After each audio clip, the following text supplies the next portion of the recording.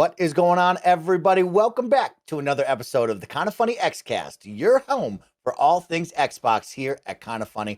Of course, I'm one of your hosts, Snowbike Mike, and today I'm joined by my two dudes, my favorite guys here on planet Earth, Mr. Paris Lilly and Gary Whitta. Gary, what's good, homie? How are you on a Friday? I'm good. It's been a long week. I'm tired. I'm glad to be here at the end of the week with you, kicking off the weekend, as we always do, chatting about some video games. You know what, Gary? It's going to be a good time, and I see Loodle over there. You're going to upgrade to what, a 6-word showdown now? 6-letter showdown? We added 6-letter words to the mix now. So when you go to loodlegame.com, you might get a 5-letter word to solve. You might get a 6-letter word to solve. We're trying to keep it fresh. We wanted to do something to celebrate 6 million players. We're actually closing in on 7 million now, but yeah, we just rolled out the 6-letter words yesterday, and more to come. We've still got more plans. All right. Well, somebody who's always keeping it fresh is my guy Paris Lilly. Paris, welcome back. How's your week going, big dog? How are you? I'm good. Busy with work. A lot of stuff with work this week. But I'm gonna selfishly say at the top, I want a Steam Deck because I got my updated Steam Deck reservation, and I'm in Q3. Yeah. So I have to wait until Q3. And did maybe we're going to talk about it later, but did you say, I just saw today on Twitter, some people have got Game Pass running on it now. Like it's all happening. That just made me even more jealous. Like, oh my God, now you can get Windows on it and Game Pass and all that. The Windows drivers are out. Yeah. I know it's an Xbox show, but like one of my friends, Mike Wynn, who I used to work with at IGN, posted he was playing Persona 4 Golden at 60 frames per second on his Steam Deck. And I was like, God damn it. I need it. Yeah. There's people playing Destiny 2 on it now. Now that check out the Windows drivers, I'm like, I just want it. I just want to play around with it and tinker. I just want one so bad. Of course, if you were one of the lucky few to get your Steam Deck, Aaron Greenberg and the team have been working over with Xbox and Steam. They've put out some approved games that are now running well and going forward, and some games that are not quite ready yet or not ready for the Steam Deck. So go check that out. Paris, unfortunately, I got pushed back as well to Q3, so I am down with you. I'm feeling it. So we turn our eyes to Mr. Whitta, and we just steal his when his comes in. We get that for you. I actually should check mine. I didn't get an email. Does that mean if it slipped, would I have gotten an email? Because I didn't get one. You have to go look. You have to manually I'll obviously I'm on the show right now, but I'll go check. It's entirely possible that I slipped back as well. Everyone else. Well, the mistake. It turns out the mistake is if you got the 64 gigabyte version, like on day one, you'd probably be getting one in Q1. It's the 512s are the one that have been pushed back the most because they underestimated the demand on them. You know, I don't know why they underestimate. It's like that every time. Usually, like, you know, because I get the new iPhone every year, and you know, there's always that like 5 o'clock in the morning. You got to go reserve it, or you'll lose the day one window. And it's always the high RAM models. Usually if you leave it too late, the one model you can get is like the entry level model that fewer people want. Yeah, I got the 5. I remember getting the 512 because it also comes with like nicer screen and a nicer carry case and all this kind of stuff, right? It's definitely the deluxe version. Got to go big, right, Gary? Got to go big. Yeah. Go big or go home. Well, guys, I want to start off the show with something fun. Came from the Xbox Twitter account yesterday, so I need both of you, even Barrett out there, and everybody listening and watching, clear your minds right now. Clear your minds. Don't think of anything. Get it empty, because I have one simple question for you. Without thinking, what order are the controller buttons in on the Xbox? Paris Lilly, you're up first. How do you see the order of controller buttons? Oh my God, you really did put me on the spot. I understand order. Are we going clockwise or? No, however you see it in your mind, Gary. That's what the whole thing is. Clear your mind and just read it off in your mind. What are the buttons on the controller? BAXY. BAXY. Okay, Paris, let's hold that for a second. BAXY right, for Paris. Cheat and look, Gary Whitta, please let me know what you got. If I'm going clockwise from 6 o'clock, I see AXYB. Okay, Gary Whitta, I like that one right there. And now, Mr. Bear Courtney, what do you go with? See, I'm broken by the Super Nintendo controller because I think ABXY. ABXY. So Barrett actually is with the majority. 55% on this Twitter poll went with ABXY. Me and Gary Whitta both thinking clockwise from the 6 o'clock logo. So, Gary, I'm with you on that format of AXYB. Mr. Paris Lilly, you are out there, my dude. I like that. You're starting with BAXY. So you're starting over at the 3 o'clock. I like that right there. That's very interesting. Okay, guys. This, by the way, the fact that we can all just we all just know where those buttons are, right? Like it's just going to baked into your brain at this point from using it so much. This is one of the reasons why, even though I am a multi-platform gamer, I generally, if it's like a 50-50 multi-platform title, like I'll go to Xbox for a couple of reasons, and one of them actually is I'm a millisecond faster on remembering where the buttons are. Like I know exactly where X and Y are and A and B are on an Xbox controller, but if I have to remember in a split second where triangle or square is on the PlayStation, I know where it is. I'm just a fraction of a second slower, right? And you want to try to narrow those margins as much as you can. So that's why the Xbox has the edge for me sometimes. Yeah, it's interesting, Gary. I have the PlayStation ones nailed down, and it's always fun when you're with somebody and you're trying to break down the different lingo. But it is the Nintendo controls that always get me because they mess with the A and the B button, and So they Mike, mess with your mind. Do it right now. Do clockwise from 6 o'clock on the PlayStation 5 controller. That's X, square, triangle, circle. See, you're just as fast. Yeah, I got that for sure. It's just Nintendo playing games with my heart on what is actually moving me forward and what's taking me back. The worst, and we all know it, right? We We call it Nintendo fingers in my house when you have to when you're playing an Xbox game and then you go to the Switch or vice versa, and you find yourself constantly like backing out of menus because you've got your A and your B reversed. The worst. Now, guys, we have our final icebreaker question from one of our viewers out there. Kind of funny best friend Mike wrote in. We've gone down the list. Now we're on to the final question, and it's geared towards me, but actually it's going to be fun because I want to get you two involved, my two gaming dads. This one's kind of about like playing with friends, multiplayer gaming, and how your schedules go along. So I want to know what your guys' thoughts are on this one. But Mike writes in, he says, Mike, sounds like you have a solid crew you game with regularly. Do you have certain days of each week that are blocked out to play together, or is it more spontaneous? So, Mike, thanks for writing in with all those fun icebreakers. To jump off of that, actually, I'm really lucky. I have a set of guys and gals I play with every single night. We just kind of hang out. It almost feels like I have roommates because we're always in the same Discord call, just kicking it and playing games each and every week. And it's not spontaneous. It's us playing every single night together. We have nothing else going on. No work on the late night, no friends, no family. So it's just a bunch of dudes just playing games, hanging out, right? And it's more spontaneous on the games we choose. And perfect example was last night we jumped into Sea of Thieves. And I asked two of them to download it. It's about a 60 gig game. And one of them was like, hey, I don't think I'll be able to download that fast enough. Cloud, working on the console, kicked it on right then and there, played with no problem. So I'm really lucky in my situation to have a core group of friends who love playing games. That's what our friendship is based around. So we just play games every single night and we jump from game to game. I've tried to nail them down of like, hey, Mondays are MMO Mondays. We're going to do this, and we'll fall off after 2 weeks or so. But it's easiest just to get in the room. Hey, what movie, what TV show is everybody watching? What game do y'all want to play? And we kind of just sync up from there. But it is really nice to have a core group of friends to play games with. But that's where I wanted to segue into you two because, of course, you both are fathers. You both have families, right? I know you guys game all the time. But like, what is that like to game with a core group of friends? Do you block out time? Is it spontaneous where Greg Miller hits you up on a Tuesday night and says, play this game with me? I'll start with you, Paris. What's that like playing with others and your schedule? For me, it's pretty much don't count on me until after 9 p.m. West Coast time for anything. Okay. So it really doesn't matter day of the week. I mean, obviously the weekends are more flexible, but during the week, I'm usually not available till after 9 p.m. to hop on and be able to, just play with some friends and obviously do co-op stuff and obviously whatever. But yeah, it's just the reality of life. I mean, work, family stuff obviously comes first when it comes to that during the week. Yeah.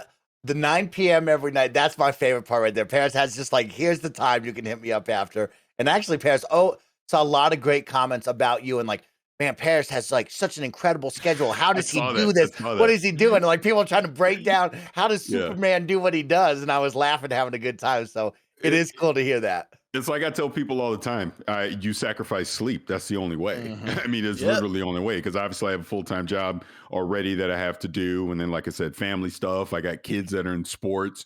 So it's usually late at night when I can actually jump on and dedicate some time to be playing games. And like I'm saying, it's usually after 9 o'clock, like right now, my wife and I aren't watching any shows together. So she's watching the Housewives of San Antonio or something. So that kind of gives me a little more time to go play something. But then I've been obsessing on watching Succession. I can't even say it right. So yeah, it's usually late at night when I jump on and play. But yeah, it's what you got to do. Lack of sleep. Mm-hmm. Okay. Gary Whitta, you have a newborn in the house. You have done so many things. What is that like for you to play, of course, your schedule and also to play with others? What's that like for you? She's actually 5 months old now. It's really it's shot by, but as they say, the hours are long, but the days are short. No, wait. Yes, that's right. No, the days are long, but the years are short. That's how it goes. Okay. The days are long, but the years are short. The days seem endless, but then they grow up faster than you realize. Oh yes. Okay. It's funny when I was listening to you just describe your gaming lifestyle with your friends there, Mike. Like, we've got nothing else going on. We may as well play games. Like, it's fascinating to me, and I'm also, if I admit it, a little bit envious because that is so fucking different from my reality. I work all day. I knock off at around 5, 6 o'clock. I go upstairs, and that's my family time. We make dinner. Corral the kids, get them into bed. Maybe by like 8 or 9 o'clock, you've got both the kids in bed, and then you kind of crash down on the couch, and it's like, if you've got energy to do anything, you're lucky. Like catch up on a TV show, play a game for a couple of hours. Sometimes I just want to go to bed. So this is why my gaming backlog and my TV, and Paris is nodding because he knows the struggle is real. Like the backlog is long because like this, you've got maybe an hour or two out of the day. And I really related to what you said about having to steal from sleep because sometimes it's staying up late after my wife and kids are in bed. I'll put the headphones on. Headphones, got to have them when you're gaming in a family if you're going to play late. If you don't want your wife texting you at like midnight saying, "Can you turn it down, please? I'm trying to sleep." You got to have the headphones. And then sometimes I'm trying to remember what was the last game that did. I think it was actually Halo Infinite. When I was like really, really like popping off on multiplayer, I was playing it every chance I get up in the morning, 6 o'clock, and play for a couple of hours before the rest of the family wakes up. Like you'll sneak any hours in that you can. The problem, of course, when you're playing with friends is you've got to find a way to make all your schedules line up, and that's the problem with me is by the time I'm available to like jump on and join a multiplayer lobby, especially because I'm on the West Coast and the East Coast people are often ahead of me, it's tough to find a way to sync those all up. So you're actually very blessed, Mike. I hope you appreciate this, but you've got a group of friends that you're able to get together with on a regular basis and play regularly. That's not easy for a lot of people. A lot of people aren't that lucky. I'm definitely envious of that because I'm used to do it back in the day.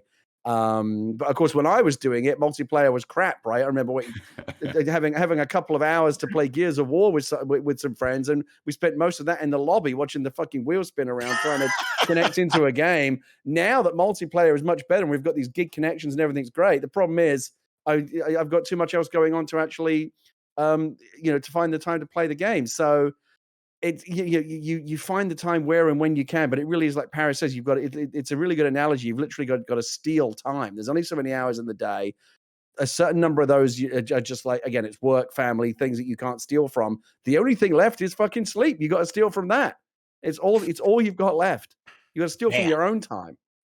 All right. Well, guys, thank you so much for that. And thank you to Mike for writing in and giving us some fun icebreaker questions. Remember, each and every week, you can write into the Kinda Funny Xcast. You can ask your questions. You give us fun topics to talk about. You can connect with us in an awesome way if you support us over on Patreon. And guess what? I'm going to tell you all about that right now because this is the Kinda Funny Xcast. We post each and every Saturday at 6 a.m. West Coast, Best Coast time on youtube.com/KindaFunnyGames, roosterteeth.com, and of course on your favorite podcast service around the globe. Don't forget that we are now Epic Games partners, which means if you are buying V-Bucks in Fortnite, making your jelly bean look dope in Fall Guys, or if you're buying games off the Epic Games Store, you can use our Epic creator code KindaFunny at checkout. It's no additional cost to you and a brand new way to support the team, just like our Patreon producers support us over on Patreon. Like I said, you can write into the show via Patreon if you're supporting at the silver tier or above. But we want to give a big shout out to our Patreon producers for the month of March. So thank you to Gordon McGuire, Fargo Brady, Pranksky, Dan, Golden Spider B, Tyler Ross, Delady Twinning, First Responder ND, Julian the Gluten-Free Gamer, James Hastings, and Casey Andrews. Of course, we'd like to thank the sponsors for this week's Kinda Funny Xcast, Upstart, ExpressVPN, Chime, and Babbel, but myself and the team will tell you all about that in just a little bit. Guys, let's kick off the episode because we got some fun stuff to talk about. And I'm also going to pose the question to you about open worlds in Starfield at the end of the show. But let's talk right now because we just got done with a big year. 2021 was a killer year for Xbox. It was a killer year on Metacritic. We now have Metacritic coming out with what they call Metacritic's 12th annual game publisher ranking. So 12 years of this, and Xbox took number one. So let's talk about the breakdown coming directly from Metacritic and what they wrote. So on Xbox game side, we're talking about them. Previous year's rank was 6th out of all of the publishers. Their average Metacritic score for 2021 last year was 87.4. They had 10 scored products, 5 distinct titles, 100% good, 0% bad. And in the category, 3 of them were considered great games amongst their ratings. So this is what Metacritic wrote. Metacritic's number one publisher of the year. It is very rare for a publisher to average above 80 for its releases across a single calendar year. But how often does a company average above 85? Never until this year. Our runaway winner of this year's Publisher of the Year honors, Microsoft, certainly published fewer titles in 2021 than it does in a typical year, but what games did it publish were uniformly excellent, making Microsoft the only publisher with a 100% success rate.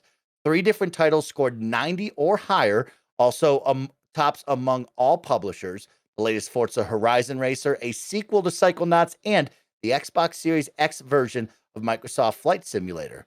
Their successes almost make Halo Infinite seem like a disappointment with a mere 87.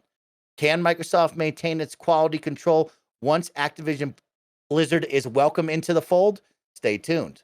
So big congratulations to the Xbox Game Studios team for an awesome year over on Metacritic, taking first place in the Metacritic publisher rankings here, 12th annual year number 12 for them. But let's check this out. The rankings for 2021.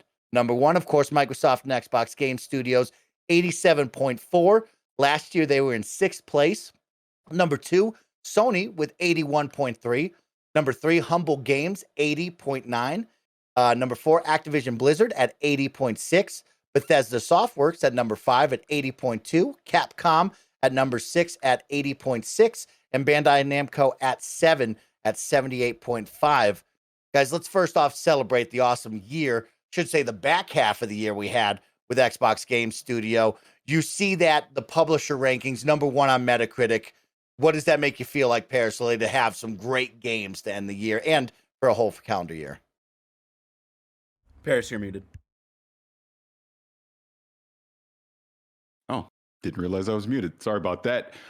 It's funny because, as we were talking about a lot of these games in real time, we were obviously celebrating them, how great they are. Like, as an example, Psychonauts 2, it's a game that we absolutely love. Forza Horizon 5 was another great game. I mean, if you're into that type of sim experience, Flight Simulator, is another one. And obviously, we all lauded the campaign and the multiplayer for Halo Infinite because I think it had a really strong launch. So it's not like you thought adding it all up that made them the best highest scoring publisher of the year, but kind of makes sense, right? Yeah. And this is good for Microsoft. This is good for Xbox because, we've talked about it many times. They've had the reputation coming out of the previous generation. They didn't have these high quality games that they could, put out there to spotlight and to have the community celebrate. So this is kind of the start of where they're going with all these studio acquisitions and all the internal studios they already had and the games that we know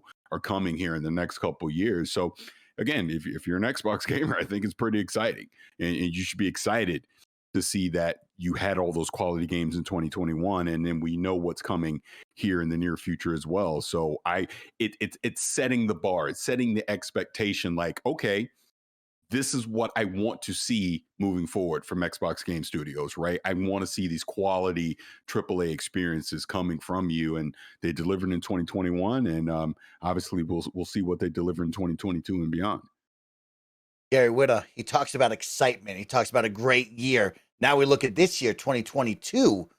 Can Xbox run it back?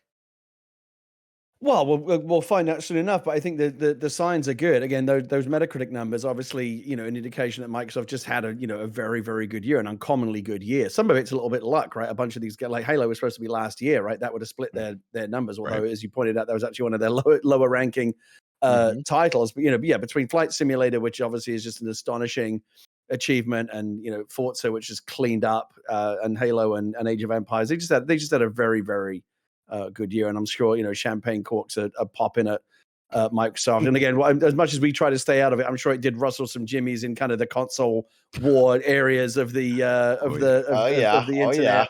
With the Xbox fans, kind of claiming bragging rights, and the Sony fans in second place.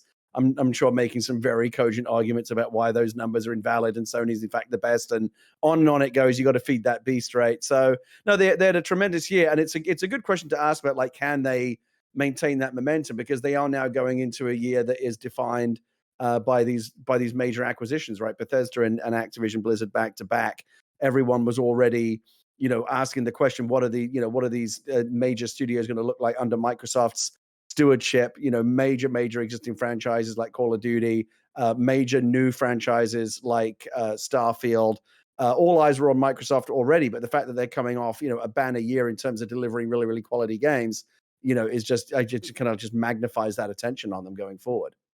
Paris, I want to jump in after what Gary just said right there, because that is something when I was starting to break down, okay, well, what does 2022 look like, right? And we kind of still have this breakdown of Xbox Game Studios, Activision Blizzard, and Bethesda, right? And we'll throw Activision on the side because they're technically not under the umbrella quite yet. But Bethesda is, right? But they're also here in this publisher ranking separate from Microsoft and Xbox Game Studios, right?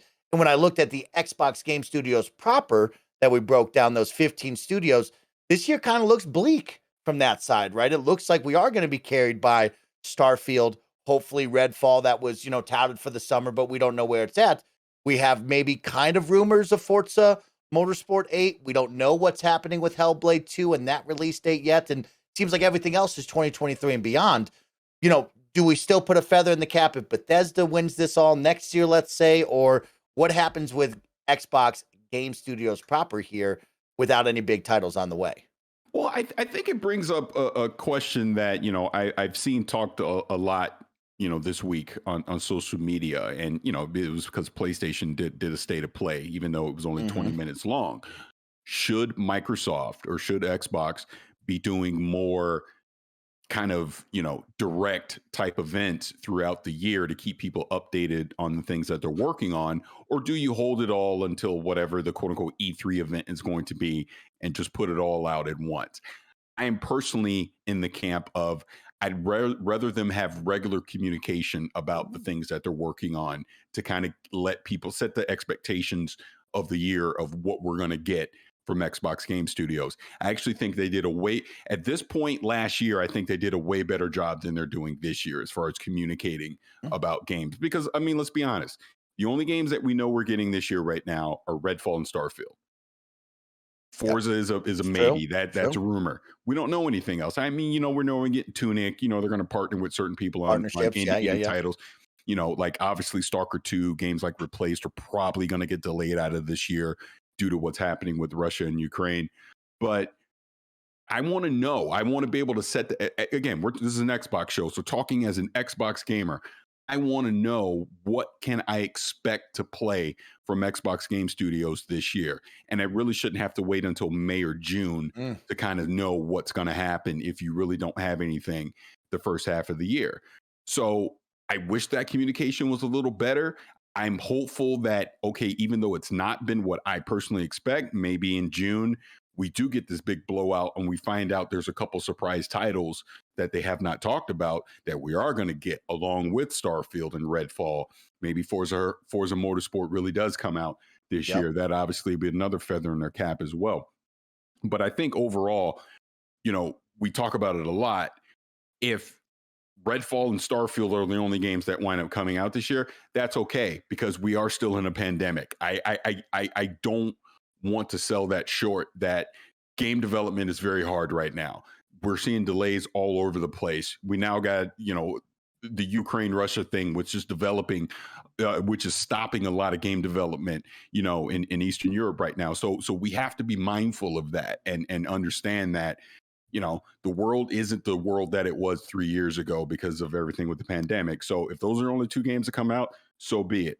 If not, I wish they would talk about it earlier. That's kind of my only thing. But going back to what I originally said, due to the success they had in 2021, there is now an expectation on the quality of titles that will come out of Xbox Game Studios moving forward. So, yeah, when we do get Redfall, I'm expecting it to be, if we're going to use the Metacritic score thing, a high 80s, 90 type game. Same with Starfield. I mean, Forza Motorsport, obviously, due to the success of Forza Horizon 5, on and on. Now I want to see these highly scored quality games come from Xbox Game Studios now and for the foreseeable future. Yeah, right now, Gary, of course, we talk about Xbox Game Studios. Like I said, at number 4, Activision Blizzard. We'll see that deal go through next year, whenever that's dated, right? Then at number 5, Bethesda Softworks, which seems to be carrying the load this year if we're going to look at it on the Metacritic publisher rating, which they have the 2 games that are most likely slated for this year, as opposed to what we don't know. But I want to keep going off of what Paris just brought up, which is that conversation we saw online of, should Xbox host more mini Inside Xboxes or an Xbox State of Play type video? Are you into that, Gary? Because what I see a lot of is we get great communication. I don't want to go against PlayStation because they did a good job communicating what we were expected to see there for 20 minutes. I think the fans got a little too excited bringing up Metal Gear Solid, talking about everything else, right? Like, we did that, right? And so when you look at it now on the Xbox side, we do have a good cadence, like Paris brought up, right? Phil and the team are doing, E3, they'll probably do Gamescom, they do Game Awards, right? Those are our big standout moments. Do you want to see the team come out with these and have the moments where the fans are going to bash them for not the best 20 minutes? Are you on the side of, hey, 20 minutes of showing me games is great, I like that, right? Where do you fall after what we just had with PlayStation's last State of Play? Yeah, it's interesting. I think it's almost a little bit of a weird blind spot in what is otherwise, I think, a very, very well-oiled kind of communications machine that Microsoft has going on right now. Here's like a little weird thing. On a week-to-week basis, I think they actually do this really, really well. I follow the Xbox channel on YouTube, and one of the weird little kind of habits I have every weekend, just a thing that I always do every weekend, is I watch the This Week in Xbox video that Major Nelson hosts, and it just, they do a really good job in like 10 or 15 minutes. Even if there's not necessarily a bunch of games, every week that are of personal interest to me, there's usually like something, but not everything's my cup of tea. But it just does a really good job in 10 or 15 minutes of making me kind of feel like the Xbox ecosystem is vibrant, it's alive, there's stuff happening. Like, there's new games on Game Pass, there's new games in the store, there's new DLC for this or that, there's a special event happening in this game and that game. And it just kind of makes you feel like you're part of something that's always happening, that's vibrant, there's always shit going on. They just do a really, really good job, I think, of kind of making it feel like you're part of something that is always kind of popping off every week. There's never like a week in Xbox where nothing, like, I've never seen that This Week in Xbox where Major Nelson's like, nope, nothing this week. Like, there's always something. And I think that's really, really good. So, fair play, they do that, and they own that little This Week in Xbox video space, and they've done very well. What's interesting though, in the bigger picture, in terms of those big blowout events that we all enjoy so much, there's obviously been a bit of a sea change from the days when those events were structured around E3 and, like you said, Gamescom and stuff, Summer Games Fest and these kind of big things. And that they still are to some extent, but clearly what we're seeing is the industry kind of moving away from that. Like, E3's gone, E3's going away. And so, in anticipation of that, we've already seen, like, Nintendo recalibrated years ago.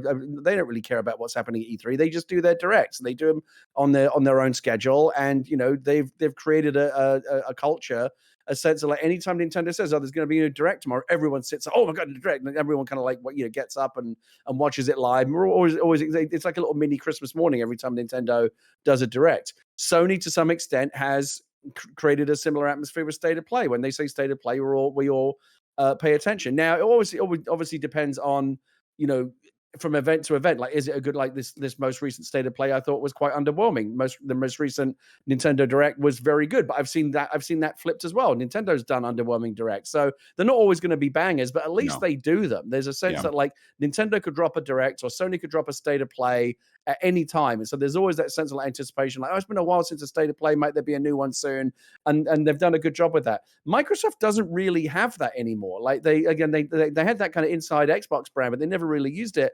They've done them in the past. Paris, you've hosted one of them. They do still do those big blowout events, but it's like, I don't know. They don't. They're not. They don't feel like a regular part of Microsoft's kind of communications calendar the same way. Like we know what a Nintendo Direct is. We know what a state of play is. Microsoft doesn't feel like it has a version of that is as up to date and like, oh, no one's asking like when's the next Inside Xbox going to be, because they don't really do them on the same regularity as the state of plays or directs. But I would like them to. I don't know why they don't. They obviously, for whatever reason, have made a decision that it's not part of their strategy. They do their weekly updates. And they'll probably do one big event a year based around whatever's left, whether it be Keighley Fest or Gamescom or whatever. They do their big, and then when they do it, they really do it. Like we all remember, and they still do it to something. Obviously, the pandemic's kind of thrown it for a loop, but like we all remember fondly those big events when they shove everyone inside a massive Borg cube, right, and everything's lit up green, and the XO Phil event, Spencer or whoever will come out, and like it's a big event. There's celebrities, and it's a fun thing to kind of feel like you're a part of. To some extent, the pandemic has kind of really upended that. But Sony's doing fine with state of play. Nintendo's doing great with the Direct. If it were up to me, I would love to see Microsoft have a regular equivalent of that. But again, for whatever reason, I'm sure their marketing people could tell you why. They just don't think it's as important a part of their overall strategy. So since you said it, I will say that obviously, yes, I got to host a couple events for Xbox, so I got a little bit of a peek behind the curtain of how that whole production works. I don't even want to say this is selfish, because I'm not saying, oh, I need to host it or anything, but I personally think they should be doing more. Like, think when I did the Gamescom one more so than when I did the extended one. I think they need to do more of those. Like, I would love to see them do something once a quarter, even if it's almost kind of a check-in on games that have already previously been announced, to kind of let people know kind of where they are, expectations. Obviously, you can make some mini announcements, like they're going to do the ID at Xbox thing here next week. But to kind of just keep people in the loop and to kind of put some faces to be a part of that announcement, where there are some quote unquote dedicated hosts that are coming out on a stage to be able to talk about that when the opportunity does present itself. Actually sit down with a few of the developers and get some updates on the games that they're working on. You still have your quote unquote big E3 one where Phil comes out and then Sarah Bond and everyone else, and they have all these huge announcements, but then have these smaller ones. Maybe it's 30 minutes, maybe it's 45 minutes, have a host or two on there. Like I said, sit down with a dev, talk about it, maybe debut some smaller titles that are being worked on. Like, I don't know, I'm just pulling the studio out of the air, but like, say Compulsion Games is working on like a AAA game, or not a AAA, a AA game. Have them come out, talk about that, so it doesn't get lost in the sea of the big E3 showcase game, right? Kind of give it some room to breathe so people are aware of it and they can anticipate it. Maybe have a show that's dedicated to some of the services where you're talking about Game Pass, you're talking about cloud streaming, you're talking, you're talking about some of the dashboard updates that are coming. And I know they did that a little bit previously with the Inside Xbox stuff. That feels like Inside Xbox to me, Paris. Right. Yeah, it feels like it. But I guess the point I'm trying to make is they need to bring that cadence back, I think, and not just save it all for E3 or save it all for Gamescom. I think you could have 4 to 5 events throughout the year, maybe quarter 1, quarter 2, like some smaller updates. Obviously, have the big E3 one, do a Gamescom one, end the year with FanFest. There you go. Yeah, that's what I would do. Paris, you saying that, it makes me think like, man, maybe we should just revamp Inside Xbox and bring that back, right? It seems like that is the perfect product of what you were nailing right there, right? And I'm going to ask you some further questions to go in there, but I want to give Gary a shout out right there. The inside or the weekly Xbox update that Major Nelson and the team do on YouTube. That's a great call out, Gary. That's one thing I hope that more people can utilize and maybe check out from your recommendation, because it is a really good, short, easy 5 to 10 minute video of here's what's coming this week on Xbox. You pair that with what Paris is saying with maybe a revamped Inside Xbox once a quarter, right? You have a good little momentum going with communications. Paris, I want to kick it to you again of like, maybe we're talking about this Inside Xbox and we're going a little bit deeper here. We've talked about, the pressures of studios trying to make a small build version to show. We talk about building out a trailer to show at these different events and the kind of pressure it puts on teams. When we talk about maybe a revamped Inside Xbox, do you envision that being a Microsoft Xbox team that comes to different studios to showcase that? Is that hey, this studio creates all this and they host that? What do you envision there from this team doing that? See, I would assume there's a quote unquote dedicated from Xbox that goes to the studio, or they come to them or whatever. So you're not putting that burden on the studio for all their production values and everything. It should be a Microsoft produced thing where they're getting the information from the studios that are working on it. Like it's funny. I think about Major Nelson's podcast, right? And he actually does a lot of this already in that sense, where he will talk to developers and he interviews them and all that. But I feel it's on a smaller scale, that it's not necessarily getting the attention of the entire community that it probably deserves. And that's what I'm kind of saying, where if you have something where it's being broadcasted out by the official Xbox account, you're having it on xbox.com, everyone is talking about, hey, we got this big thing that we need you all to pay attention to, once a quarter. You're going to get more traction on that, and you're going to have people pay attention to a lot of this. Because think about it, Xbox is 30 something studios at this point, right, give or take. So you're going to have games. If you try to cram all those announcements into the quote unquote Xbox showcase in June, games are going to get lost in the shuffle. Like, it's funny. I talk a lot about Replaced, which is now probably going to get delayed due to Ukraine stuff. But that's a game that stood out to me from the Xbox showcase that nobody talks about. Nobody remembered how cool that looked. Paris is right. Like you're super excited about Shredders, which is literally coming out next week. The conversation on social media is so minimal on that. Imagine if that studio and those developers got spotlighted by Xbox. You have a host sit down with the developer. They're talking about Shredders. Literally, Mike, it's you. You're talking about Shredders. You're super excited. You're hyping it up. And now you got the whole Xbox community paying attention to that game. Comes out on Game Pass now. Guarantee you have probably double the people pick that up day one to want to engage with it, because they're aware of it and they understand it. I just think they could do more to communicate. Look, everyone's going to know about Halo, Gears, Perfect Dark, all the big games. Talking about some of the smaller games that people don't necessarily pay attention to, talk about those throughout the year. I really think it would do those games justice if they had more awareness throughout the year, versus getting, 5 seconds in a vertical slice during a showcase, sizzle reel or something, right? Where they just show it really quick and that's really all you get. You don't get the full engagement of it. You don't understand the studio and how long they've been working on it and what the gameplay like there's so many things you could do if you had more shows throughout the year to dedicate time to those games. Guys, you got me excited thinking about this. I'm pretty sure everybody watching, listening, probably excited as well, because I think it is needed. And I think it would be a fun way to connect with your audience and really showcase all of the hardworking men and women and teams around the globe doing cool stuff for your brand and the product. But something to get excited about. Oh, yeah. Tell me, Paris. I give you one more example. Yeah, please. Obviously, I feel like I was a hype man for Death's Door last year, right? We obviously had Acid Nerve here on the show, talked about it. Other than Day of the Devs, they came on with us. I can't tell you another time that I saw those devs sitting down with someone talking about, I think Khalif did on Spawn on Me, but that's about it. And that, in my opinion, was one of the best games of 2021. I'm telling you, it would have been, and it doesn't have to be Xbox. I'm just saying in general, though, it would have been amazing if a game like that got more spotlight. And that's what I'm kind of talking about, that level of game where it's not necessarily a big AAA game, it's a AA game, but I thought it was special enough that it deserved a spotlight and more people to be aware of it. I think now you're starting to hear more people talk about it, but that's really because of word of mouth, where I think Devolver Digital, Xbox, whoever, if they would have given it more shine throughout 2021, I think when it came out, you probably would have seen way more engagement with it.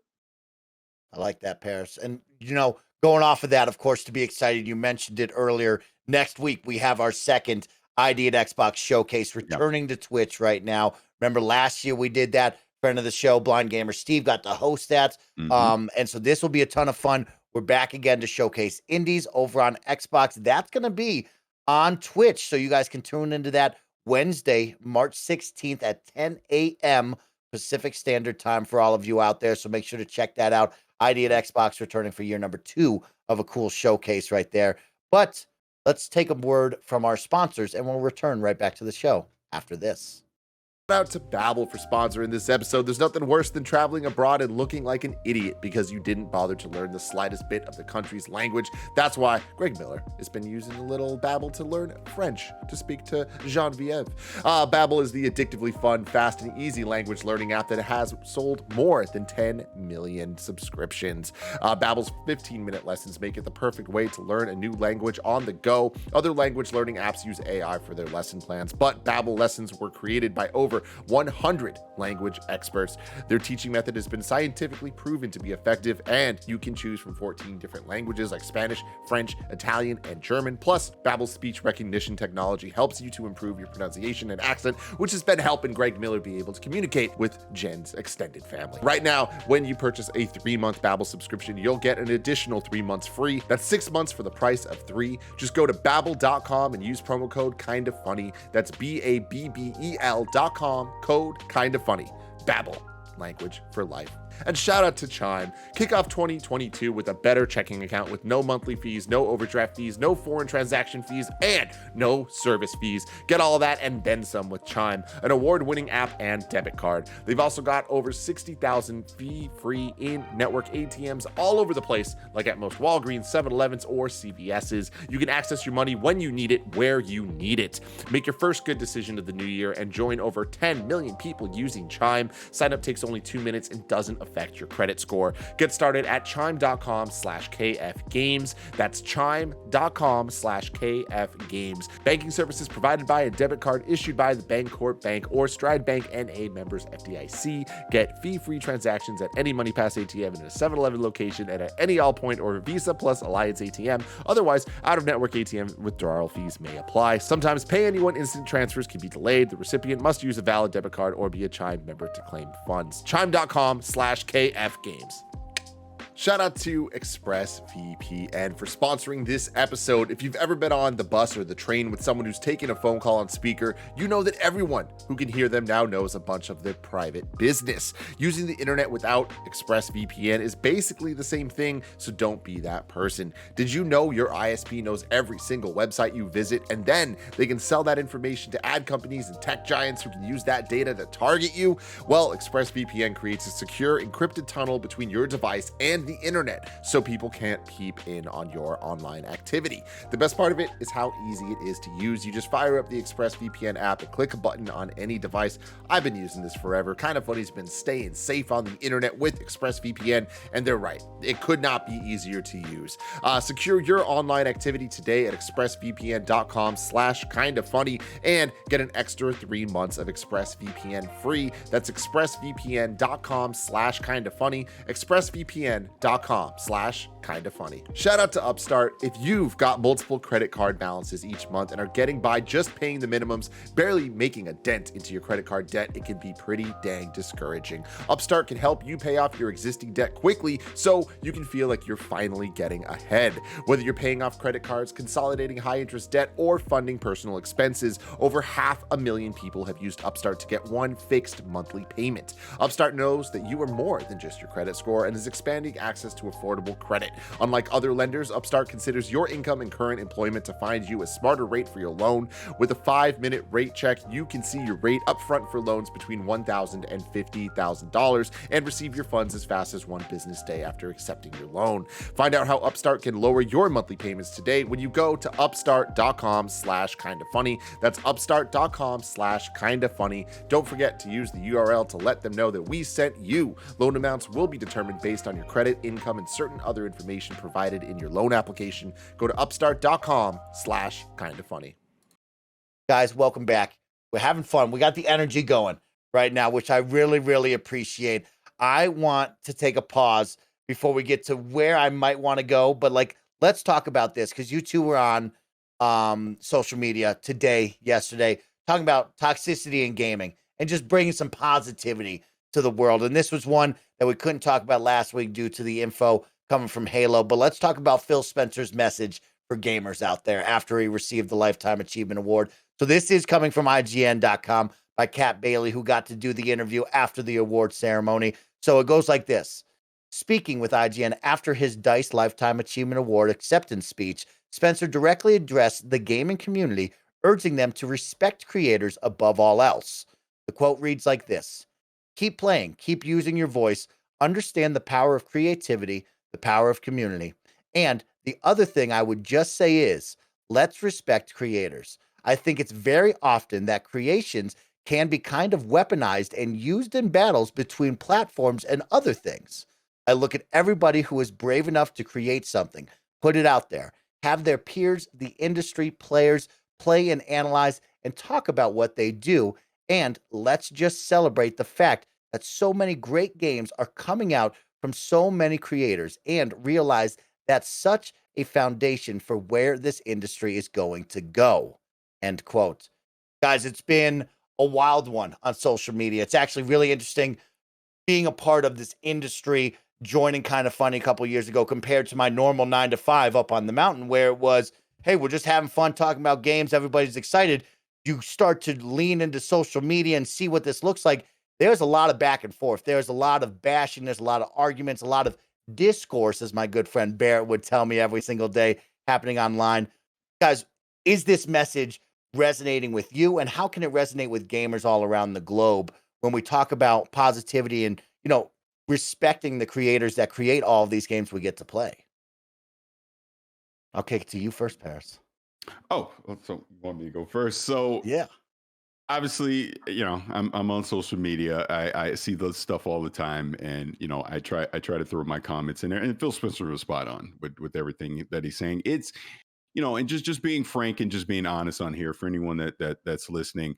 I temper what I say a lot, because I just see so many just toxic comments and just this whole console war thing, and it doesn't make sense to me. Like I say all the time, yeah, this is an Xbox show, but guess what? I play PlayStation games, I play Nintendo games, I play on PC. I play games because I love to play games. I really could care less what the platform is. I just want great games. So you will see me praise PlayStation games. You will see me knock things on Xbox. Like obviously, I was pretty harsh about Halo Infinite last week because I want Halo Infinite to be great. And I've been saying that forever, right? So it's okay to be critical about things, be respectful at the same time, and I think that's what gets lost online is people don't talk online the way they would talk to someone in person, because you're anonymous and you have that safety net of being behind your keyboard, right? So you will just see some of the most outlandish, ridiculous comments ever. And, I try to, I might be a little sarcastic every now and again, right? But I try to be logical about things. Like we're talking about this Xbox Series S thing. Like people are trying to turn that into this whole weird argument. And I'm like, why? I go, excuse me. If you want a premium experience, you have to pay a premium price. The Xbox Series S is not meant for you. It's meant for, let me keep it real. I'm a parent with 3 kids. I'm a cheapskate. It's meant for someone looking for a value. That's the whole point of the S at its price point. And you make sacrifices at that price point. But guess what? My kids play on the S all the time. Haven't heard them complain once. They don't care. They really don't care. They care about playing the game. They care about the experiences that you get. It's why, we quote unquote talk about Game Pass. I see people get upset that talk about Game. Why are you always talking about Game Pass?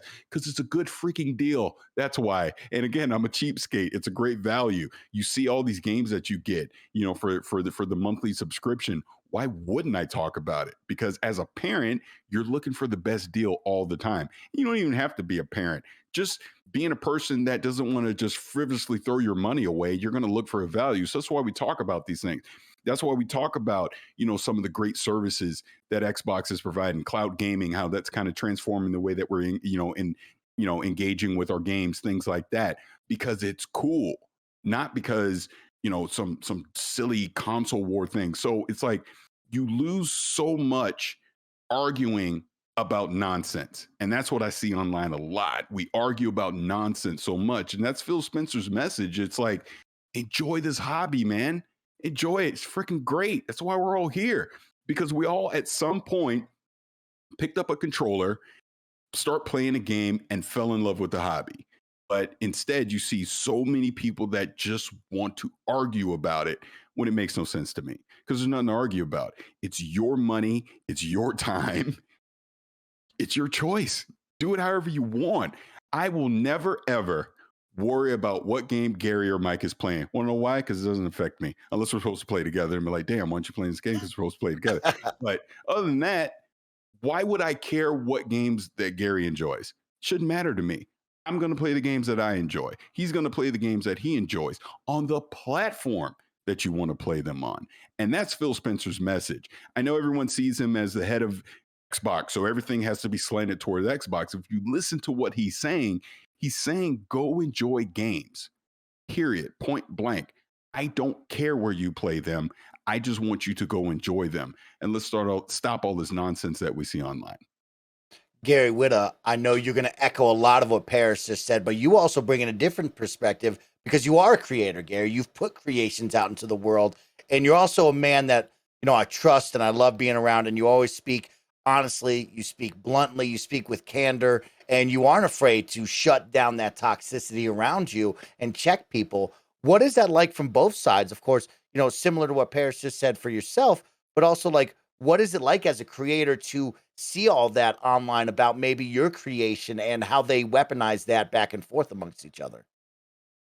Yeah, I mean, I definitely, you rightly observe that I've got, I come at this from a particular perspective in that, yeah, I do create things. I create books and comics and movies and television shows, and I help out on video games and podcasts and all kinds of stuff like that. It's very public facing what I do. And, people like me, whether we're filmmakers or novelists or screenwriters or video game designers, whatever, we labor, in darkness and obscurity for a really long time, and we put blood, sweat, and tears into the things that we create, and then they go out into the world, and it can be soul crushing to see them just like casually dismissed as they're chewed up by this kind of content machine. So that's crap. What else you got? And it can be really disheartening. We see it all the time. So you'll notice that as much as I can be very opinionated on my Twitter feed, go try and find a tweet where I slag off a movie or slag off a TV show. You'll never find one, because I don't do it. If I have something, if there's something that I like, I want to celebrate and point people towards, I'll do that. But if I really didn't like something, I'll keep it to myself. Because there's enough of that out there already. It doesn't need, me sticking my oar in on top of everything else. And again, I'm very aware that I live in glass houses. I've made stuff that has been very poorly received. So for me to go and say, oh, well, this sucks or whatever, like, who's to say I could do any better? And so I generally tend to try and keep that stuff to myself. On the broader issue, I think what Phil is talking about, like, we all want to get there, right? We all want to kind of link arms and buy the world of Coke and sing Kumbaya. And I'm not trying to in any way, kind of sound patronizing in that regard. Like, yeah, I genuinely want to get to that world where we focus on the positivity and kind of put our differences aside and realize that, we agree on many more things than we disagree on. I just don't know to what extent you could ever really truly unpick that from human nature, right? We're tribal beings by, all the way down to like our core lizard brain DNA. There's protection in tribes, right? We want to believe that we're part. Is the reason why kids fall into gangs and why we support sports teams, because that tribalism is something that is just baked into our nature. We want to feel like we're a part of something, and and that's true when you buy a console. You buy a console, you've made a choice, and now you want to feel good about that choice, and so you will reinforce that choice by going into message boards and say, well, the console I bought is better than the one you bought. I made a smarter decision than you, and on it goes. And it's profoundly unproductive, and it doesn't make anybody happy, and it's very silly, but it is part of it's just part of our inherent human nature. And I like at least we're aware of it, right? The first step in terms of getting better is recognizing that there's a problem. And I think many of us do recognize that there's a problem. We don't, want to support negativity online. We want to accentuate the positive. And I do think generally that the kind of that historical arc is bending towards things getting better. I just don't think it'll ever get all the way better. That tribalism and that kind of stuff will always be a part of who we are. Sometimes I think the discourse, trademark can be very useful and interesting. I think right now there's a very interesting conversation going on about Elden Ring and because that's a game that has a fundamentally different approach to how you make an open world game.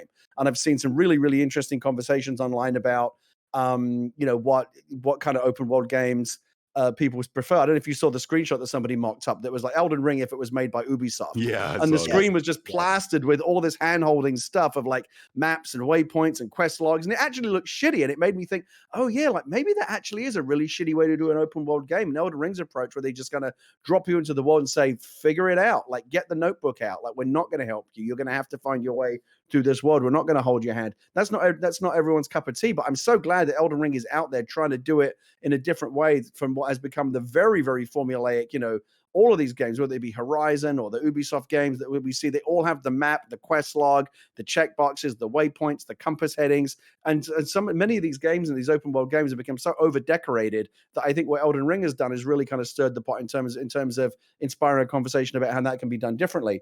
Where I think it starts to go off the rails is, the accessibility and difficulty conversation surrounding Elden Ring. And Paris and I talked about this on social media earlier today, the Series S thing. It's like, I think this is a human being problem as well. It's not just a gaming problem, but we see it in the gaming community a lot. Gamers, I think, often have a really hard time empathizing with or understanding or relating to why something might be good for someone else. It's like, well, if it's not good for me, what use is it? And it's a very, very selfish and narcissistic attitude. Yeah, the Xbox Series S may not be for you. Elden Ring may not be for you, but there are clearly other people out there that it is really their cup of tea, and so just let them get on with it. They're not bothering you.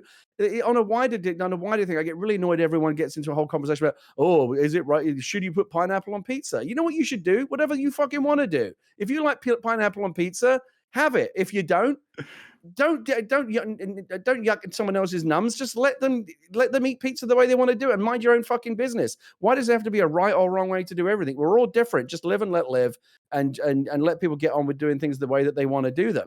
The Elden Ring thing really annoys me, to be honest with you, and it's why I've stayed out of it. I think Elden Ring is a fascinating game to talk about, but the people that are really into Elden Ring, those kind of From Software people, there's no talking to them. Like they get so annoyed if you suggest that it might be okay if there was an easier. I'm not saying that make the game easier, because I understand why that would spoil the experience for people that love the fact that the game is as hard as it is, and that should be preserved. But if there was an alternate difficulty level, it's not going to affect their version. They're going to select the normal mode, and they're going to have the great experience they've always had. But if there's an easier mode for someone like me that lets me experience some of the beauty, and it's just a beautiful, beautiful game, and it actually kind of bums me out that I'll never really appreciate how beautiful that game is, because the game's just not a game that is inviting or accessible or fun for me to play. Why not have that? Why not allow that? It's not affecting you or bothering the way that you play the game. So why are you so protective, or why are you so weird about me also being able to enjoy this game on slightly different terms than the way you enjoy it? It's very, very strange. I'll never fully understand it. Again, it's baked deep into our kind of lizard brain human nature to feel very protective and defensive about the things that we like. And again, we see it playing out every day on social media. It's funny, like you bring up the difficulty thing, and I truly do see both sides of the argument with it. But to me, I think there's such an easy solution to what you're saying, Gary. Have an achievement or a trophy tied to the higher difficulty. So if you need that badge of honor, if you need to show random people on the internet that don't know you, that you did something great, show them that trophy, show them that achievement that you played it on the highest difficulty. To me, problem solved, because like you said, it comes back to a choice. There's nothing wrong with having a choice. No one is forcing you to go play it on the easier difficulty, but there are people that cannot experience the game on the higher difficulty. So that easier difficulty at least lets them in the door to at least understand why it is that you love this game and this world so much at the same time. So like I said, I do see both sides of it, but to me, it's a no harm, no foul thing if you have another difficulty. It's interesting you bring that up, because like people who are more on the PlayStation side, like trophy hunters and the achievement hunters out there and stuff like that, like those people usually don't want difficulty achievements or trophies and stuff like that, because it might require like several different playthroughs or things like that, and stuff like that. So that for that specific angle, I could see that, but I could also see it like frustrating a lot of people for an entirely different reason.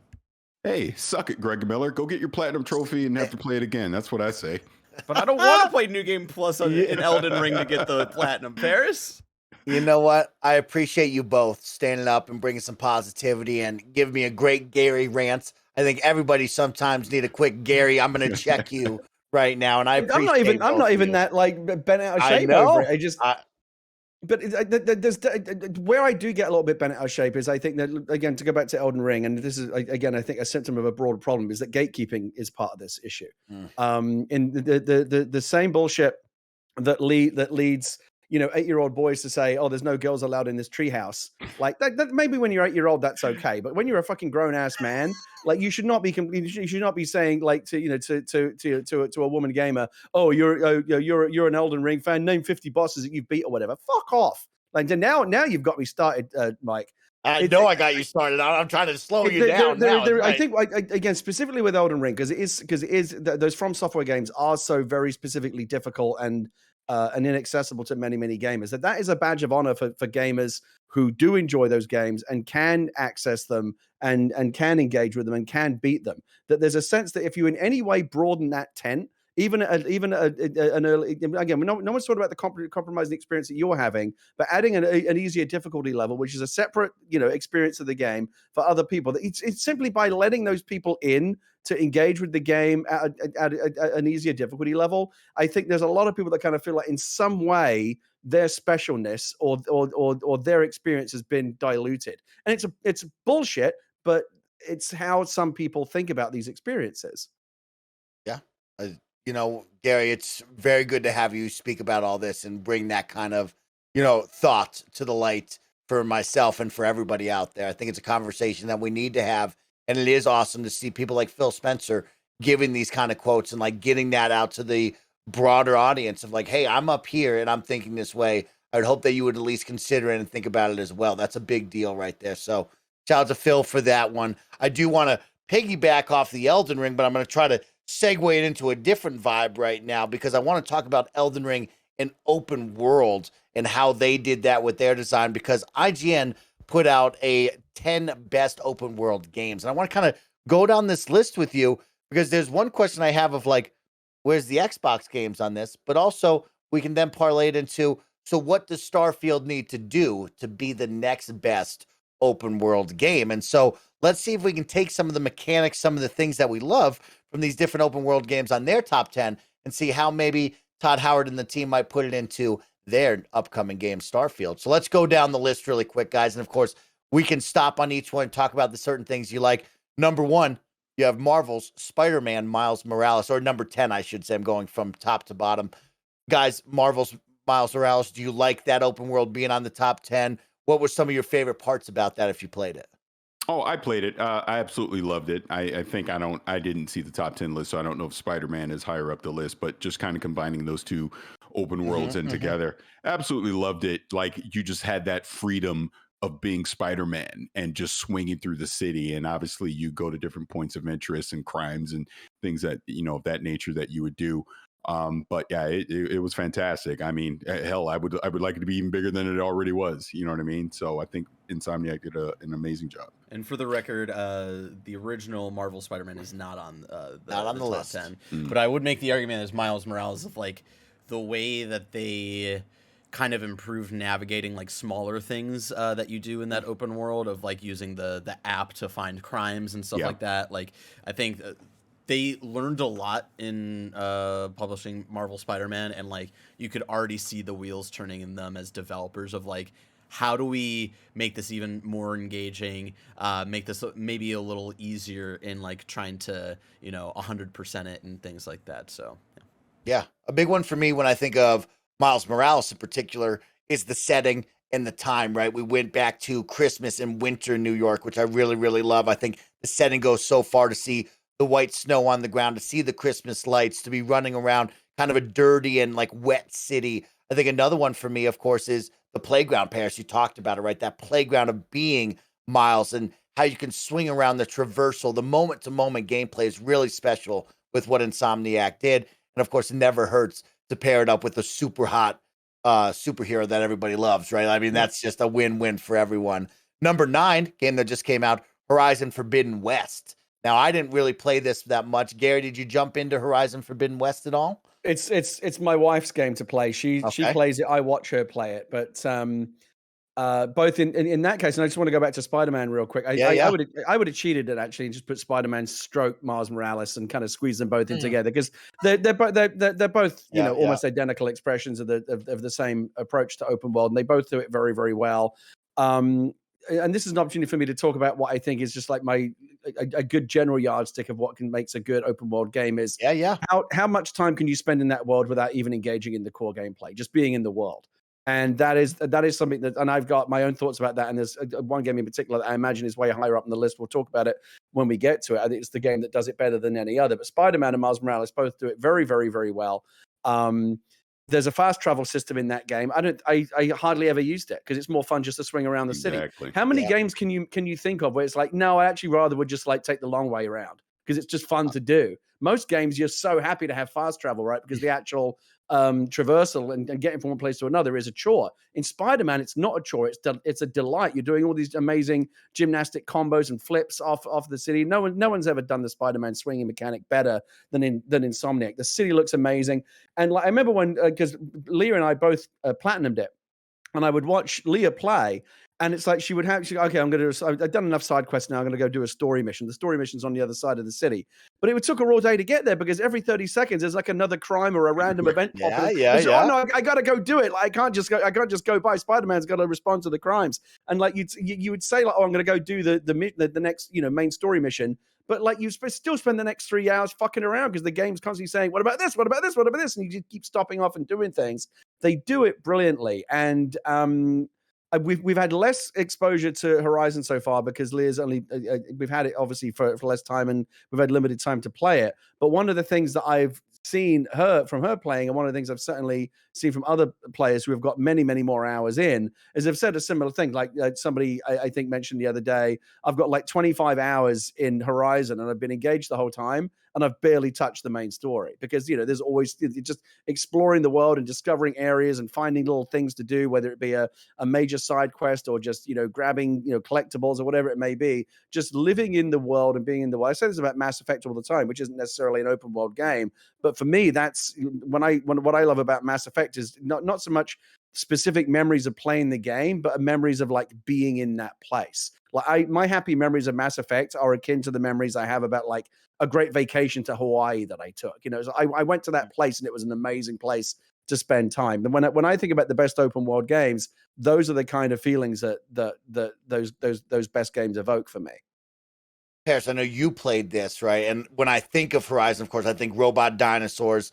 I think of a massive map, right? I think of diverse terrain is what I've seen. And then I also go to the climbing of the long necks, right? We go back to kind of the tower and fog of war mechanic of climb this, see more of this. Is that played out in your mind? Is that still fun and relevant for today's games? Where do you fall on the fog of war, go do this and reveal more that you can do? Well, it's interesting, like with Forbidden West, because I was on the review for KindaFunny, gave it a 5 out of 5. It's definitely one of the better open worlds that I've personally played. I won't say it's the best ever, but it was fun to be in that world. And to Gary's point, it was one of those games where I didn't want to fast travel. There were some times where I may have because of time constraints, but if I just had time to kill, I would rather just naturally travel to the next destination because I don't know what's around the corner, right? I don't know what I'm going to find. I don't know what fight I'm going to get into, etc. Things like that. So in that way, yeah, absolutely. I adore that open world. And to me, that's just the overall key to open world games is that sense of discovery and exploration that you'll have in that world. If you can give me that, I'll be there all day. I mean, hell, Horizon now, I think I should go look, but God, I've got to be at least 60 hours into it at this point because I just naturally enjoy playing that game in that world. Yeah. Going down the list now, we look at number 8, Metal Gear Solid 5: The Phantom Pain.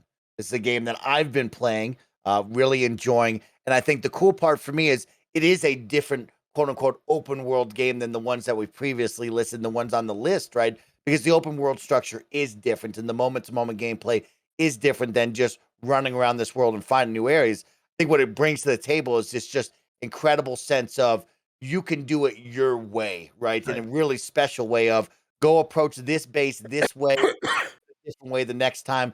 The mechanics of the open world of Fultoning enemy soldiers and or wildlife out of it and them coming back to Mother Base was really, really cool. And I think that goes to the things you guys are talking about, like activities, things to do in this world. And that was a really special gameplay mechanic that I really, really enjoyed for Metal Gear Solid 5. Keeping it going, guys. Number 7, a game that I know we all love and has been released multiple times. The Elder Scrolls 5, the Skyrim. Skyrim, I mean, Todd Howard and the team, we're going to talk about, what we're going to see in Starfield. Probably a good foundation of what we can expect here. What did you guys think of Skyrim? Is Skyrim the antithesis of open world games? It's number 7 here. Is that enough love? What's the deal here? What do you guys think? It's interesting because for me, I felt like when obviously when that came out, I felt like it kind of set the bar for those open world RPG type of games. But I also feel that has now been surpassed in a way. Yeah, So yeah. so I know we'll talk about Starfield in a little bit, so we'll get into that. But yeah, I mean, quite enjoyable. Just the fantasy aspect to it, everything. Again, I wanted to be in that world. I wanted to go fight dragons and join guilds and go do all the stuff that Skyrim gives to you. So it's like I didn't feel like, all right, let me hurry up and get to the end of this game. It's like I would have been perfectly fine spending hundreds of hours in that world of Skyrim. And to me, again, just sign of a great open world game. Yeah, Skyrim's one of those special ones I'll never forget. And I really like we talk about living in that. And I love the sense of discoverability of going to a town and all of a sudden being immersed in that storyline, right? Like somebody murdered my brother. We got to solve it. And it's like, well, I'm supposed to be over there to stop this revolution. Like, I'm going to stay here for a couple hours. And I love what Todd and the team does, right? And we've talked about it before. They've showcased all of those pieces within the game being, touchable, playable, movable, and that kind of sense is unmatched, really. And Paris, you said it so well, right? This is a game that set the bar 10 years ago. Now him and his team are about to come out a decade later. What are they going to bring to the table? How do they elevate that off of the things they learned? Of course, another one that's from Bethesda, but also Obsidian, Fallout New Vegas, which I really, really love. I think the setting was very good, right? The glitz and the glamour of Vegas, the high Sierra deserts, and all the looks to it. I think that was a really special one on that. Just going to continue because I don't have much time with you guys. Elden Ring at number 5. I'll give a shout out to Elden Ring. I think the sense of discoverability you guys have brought out is really, really special in Elden Ring of seeing something in the distance, knowing you're going to be able to get to that. Yeah. But also, while you run through the world, it's like all of a sudden, oh, here's the catacombs. Here's a boss that I'm going to fight. Oh, here's just some guys on the side of the street that either want to talk to me or fight me. And theirs is a very different open world, right? There isn't just static quests around the world. Like, you kind of have to discover that, and they're really minimal, and they're kind of hard to decipher. It isn't like playing in Assassin's Creed or Skyrim where it's like, hey, it's now on your quest log. Oh, go talk to Julie, right? It's like, no, you got to figure it out and piece it together. And I think the discoverability goes so far now in the social age where now you go to YouTube, you go to Twitter, you're like, oh, did you find that out, Paris? Like, how did you do that? Okay, I got to do that. Like, they did a really good job with that. And Brad, I know you've been playing, and what do you agree with that stuff right there? I think it's the natural discoverability, which we've talked about in other games like Breath of the Wild and open worlds of its nature, but it's also in the impressive way that it doesn't feel designed. It feels like a true world while also being some of the most clever world design, open world design I think we've seen in video games.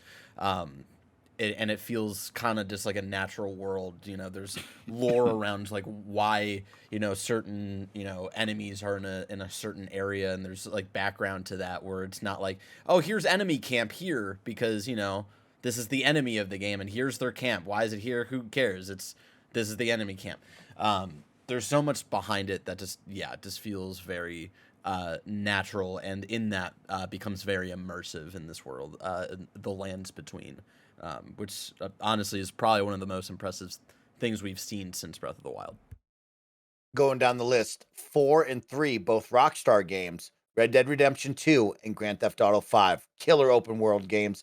Gary, anything stand out from those two titles? I mean, you were role-playing in the video game. Talk about livability. You were role-playing in this world for quite some time. I mean, so GTA 5 was actually the game that I was referencing earlier that I thought would be high up the list, and actually, in fact, higher up the list than it is. For me, it would be number 1 or 2. Wow. In terms of my own, again, I can only speak to my own personal experience, but I have spoken about this many times. The role playing stuff aside, which is a whole other level in terms of immersion and open world experience. Just the GTA 5 story, and I'm so excited about this this next gen version that's about to drop, because I'm going to go back and do it all over again. Never mind online, just the story mode.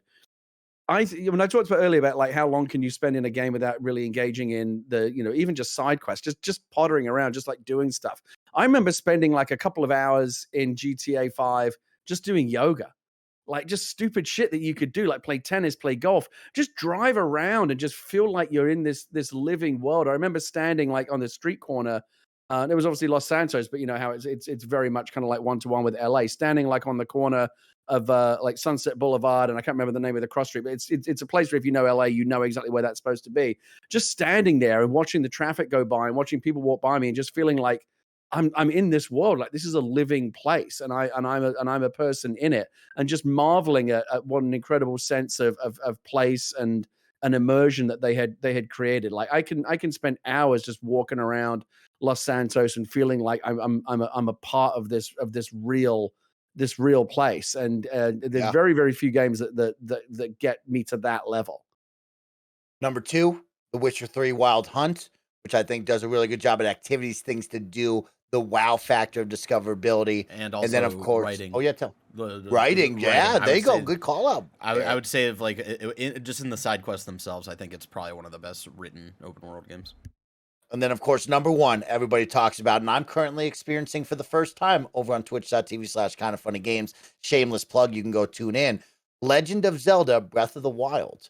This one seems to be on everybody's mind. I've never played it. Pears, school me. Why is this so highly regarded? What can we learn from it and use into the next big open world game? Well, again, I've not touched Elden Ring yet, so I can't comment on Elden Ring. But from what I understand, people are so high on Elden Ring's open world structure because that's exactly what you're getting from Breath of the Wild.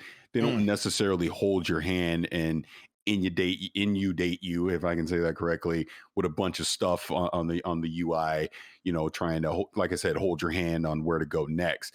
Again, it's that sense of discovery and you figuring it out as you go along with Zelda, which makes that open world so great because you just have that freedom to literally do whatever you want in the game, right? Like it is technically possible for you to go take out Ganon at the beginning of the game. You won't do it, but you could go directly to him if you wanted to. Anything you see in that game, you can go to that boulder, right away. Mike. That boulder that you pushed down the hill at the very beginning of the game.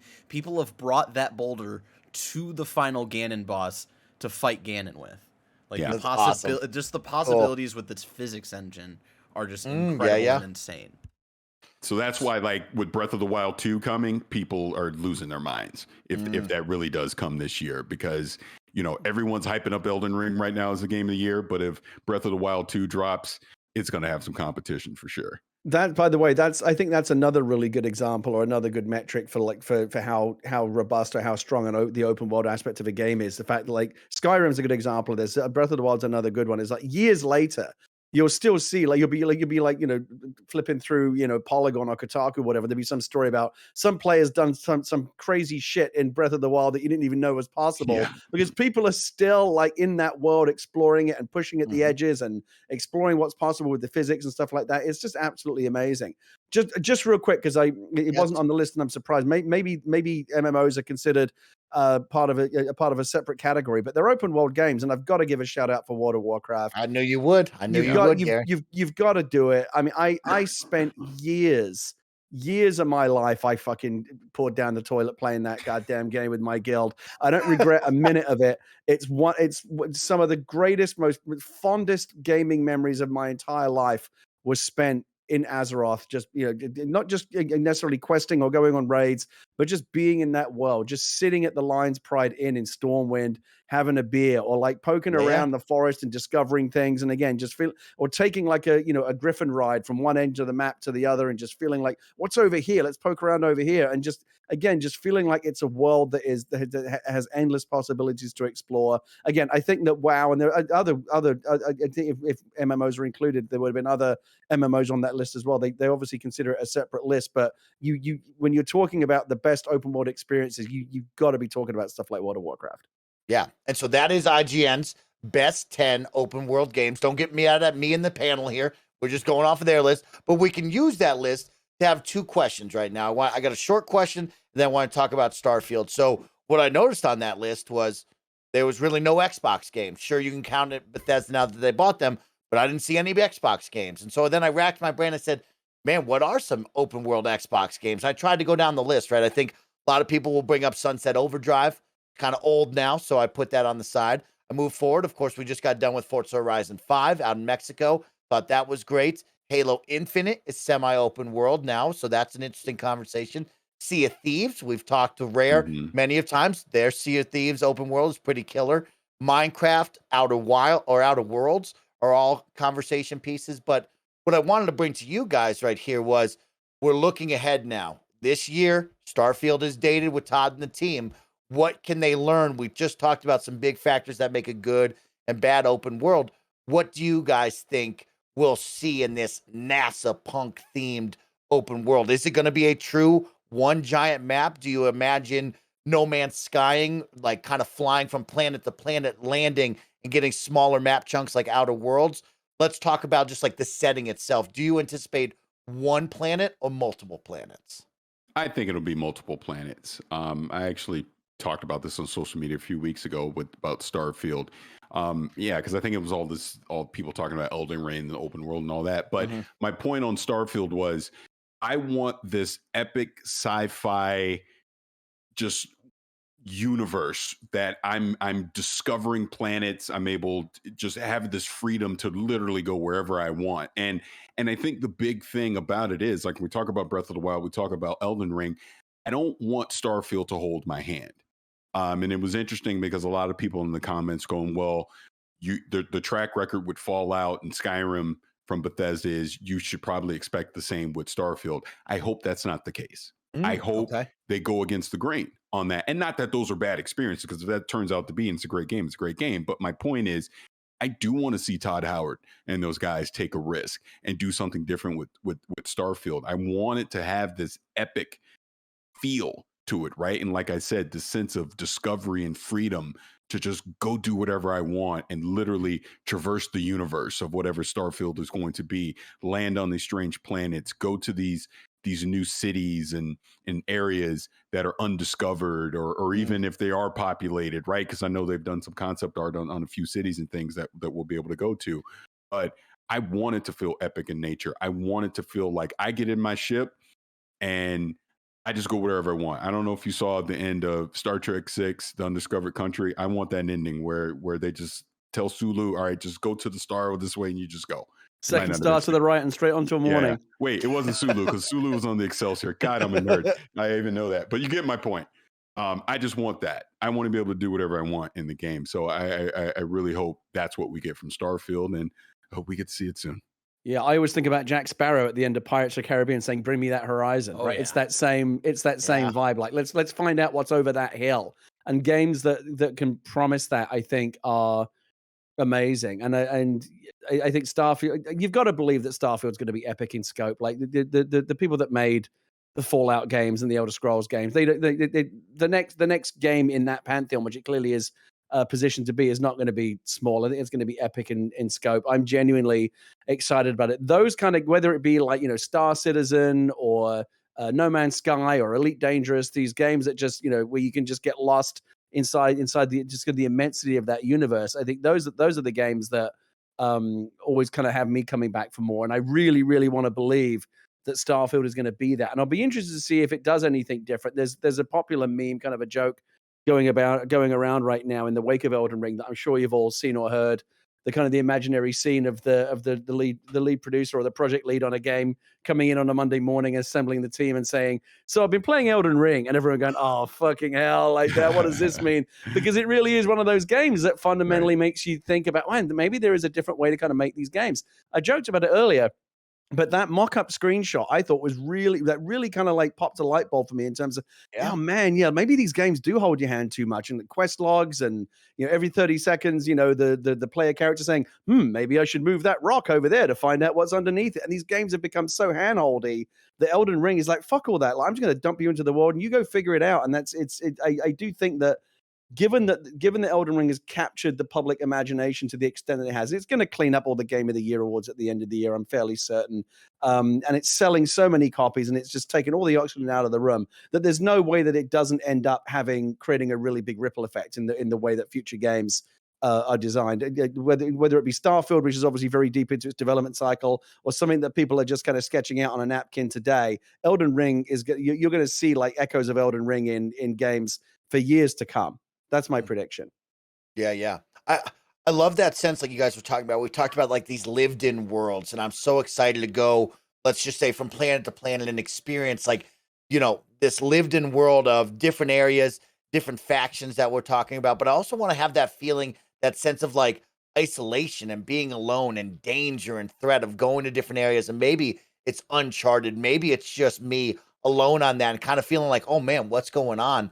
And that UI is also, Gary, coming from Elden Ring, I like the non-cluttered UI. I like being alone and having to really think about what I'm doing. And I wonder what that could look like. I guess another one Bear brought up really well is the writing, right? How far does that writing take you? And also, I guess I posed to you two of like, do you want a character that talks? Because right now we're playing Elden Ring, of course, and that's a conversation. There's no talking there, right? That character's not talking. How important is it to have a voice with the character? Do you prefer to have your own voice where you're doing it? Like, what do you guys fall on that with the character wise? Yeah, I don't need a voice.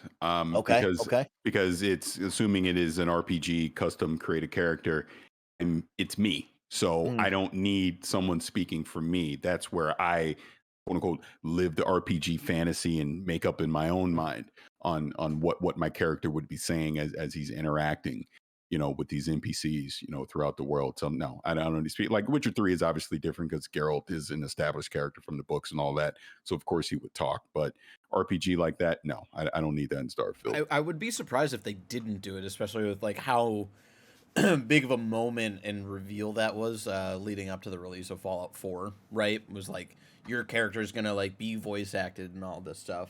I know it's like a little small thing, but I'd be surprised if they went back on that for their next big game. I'm with Paris though. It's like I could really go either way. I think it really just depends on like what story you're trying to tell and like how much the main character is important in telling that story.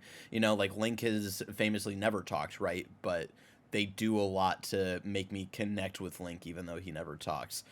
They do a lot, I would say, in Elden Ring to make me care about my character, who literally really has no personality. It's just about the personality you give the character, right? So, it's all about the world and how they want to tell their story.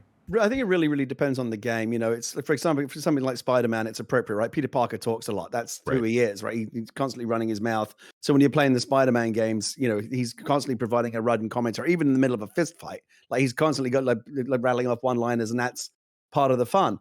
But when you talk about silent characters, the one I always think of, the one that really started it all, was Half-Life, right? Gordon Freeman never says a word, but it's a great character and you're totally immersed in that world. It's no less a game for the fact that he doesn't speak. Now, in fact, if he did, it would now seem weird because we're so used to him being this cipher of a character. Elden Ring's a weird one, and I hesitate to criticize it at all because I'm telling you, some of these fans, it's like you insulted their mother. You can't say anything without them getting really annoyed at you. But especially considering the George R.R. Martin of it all, and I just kind of, I've only really experienced like the first couple of hours of it, but I was kind of surprised at how story forward it isn't. Like the opening cinematic felt very generic to me. The initial world building, the mythology, like setting the game up, and here's where you are. They just like, oh, these runes have been scattered. Like it just felt really, really generic to me. And then just the first couple of hours of exploring the world, they just didn't feel like there was any kind of narrative drive. I understand it might be the kind of game where you kind of, unravel and unpick the story as you get further and further into it. But in the first couple of hours, I need a bit more narrative forward momentum to kind of get me going. And that's one of the reasons why I don't think I'm going to persist with it, is just from a story point of view, there's not much there for me in the early running. Okay. Well, I only have you guys for just a couple of quick seconds here. So my final 2 questions, yes or no, and I'll go around the room. Paris, Lily, then to Gary. Paris, will we see spaceship, starship combat in this game? No. Gary Whitta, Star Wars, X-Wings, Y-Wings, stuff like that. Spaceship combat, yes or no? I'm going to say yes, just to be different. So Paris and I have got something Okay, to I like compare that. notes on later when the game comes out. I like that. And then final question, of course, guys. Will Starfield be the next best open world game? Will it be on these top 10 lists, in your opinion? Paris, yes or no? In the top 10, yes. Okay. Gary Whitta? I want it to be, and it has the we all know it has the pedigree to be. So I'm going to choose to believe in miracle. It's not no miracle. I'm going to choose to believe that the best version of things is that the best possible outcome is possible and is going to happen. Then it's going to be an absolute banger. It's going to be a 10 out of 10 all timer. We don't know for sure, but like there's every reason why it could be, again, given the pedigree. So my hopes are very high for it, certainly. Banger. That's what I like to hear. Yeah. So, Mike, let me turn it back on to you and ask you a quick question. When do we see Starfield? Before the quote-unquote E3 showcase? Okay. Or during? During 100%. Todd will get the floor. He will get the large spotlight, and we're going to go deep with it, which is what I want to see, and I truly believe that. So during your E3 presentation type thing, we'll see. With that, guys, this has been a fun episode. You two absolutely rocked it for the Friday, brought the energy, and we want to hear from all of you. Let me know, is Starfield the next best open world game? What do you want to see in it? What are your fun open world things that you love?